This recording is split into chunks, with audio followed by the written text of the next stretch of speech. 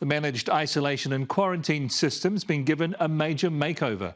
From the 14th of November, MIQ stays will be slashed in half.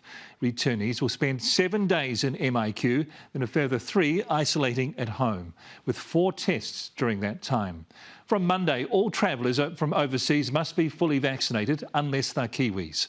And from the following week, people arriving from Samoa, Tonga, Vanuatu and Tokelau will be able to skip quarantine altogether. No isolation required as long as they're fully vaccinated. And total home isolation is on the cards for returning Kiwis, but that won't happen until next year. Here's political reporter Jenna Lynch.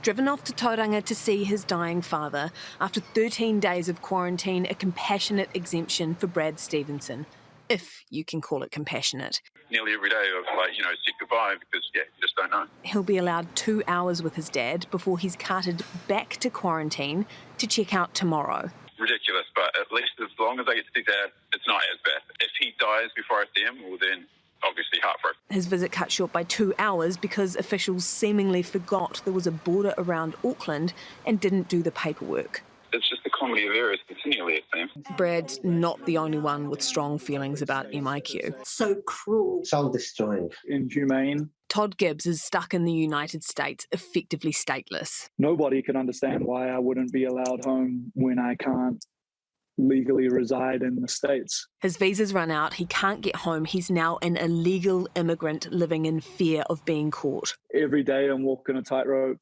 and if I put a foot wrong anywhere, then I do face the risk of deportation. Mike Moore's stranded in Auckland. His brother took his own life in May. He's been trying since then to get to the UK to see his grieving family. He can't go because he can't get a spot to come back. I've actually reached the point where it's becoming too stressful to even want to take part anymore. Maryjane Francis won the lottery, is thankful but struggling on day 11 of her MIQ stay. I'm not feeling very well.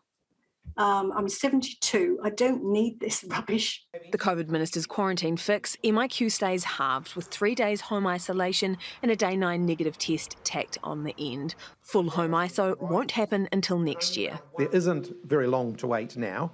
And encouraging their fellow New Zealanders to get fully vaccinated will help us get to that point faster. Hard to fathom when actual COVID cases can quarantine at home. There are almost 300 in Auckland right now. It'd be safer for me to self-isolate than someone who had just tested positive.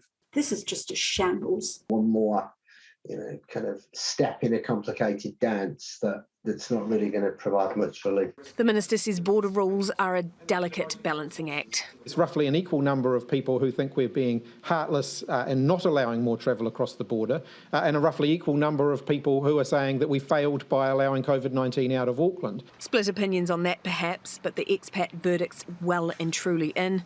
MIQ sucks.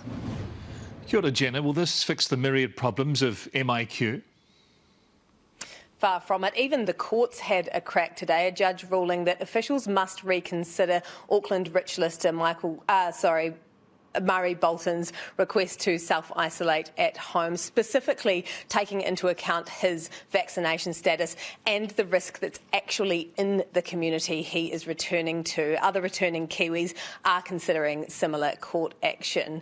It really does beg a belief that COVID-positive cases are allowed to self-isolate at home, and there's no isolation requirements for anyone leaving the outbreak's epicentre of Auckland, but double-jabbed, COVID-negative Kiwis are being trapped overseas because they are too risky, or like Brad, being trapped in MIQ even when they're just a few hours shy of their 14 days. Next year's proper fix is far too late for far too many Kiwis have waited long enough to come home. Jenna Lynch live from Parliament, Tanakwe.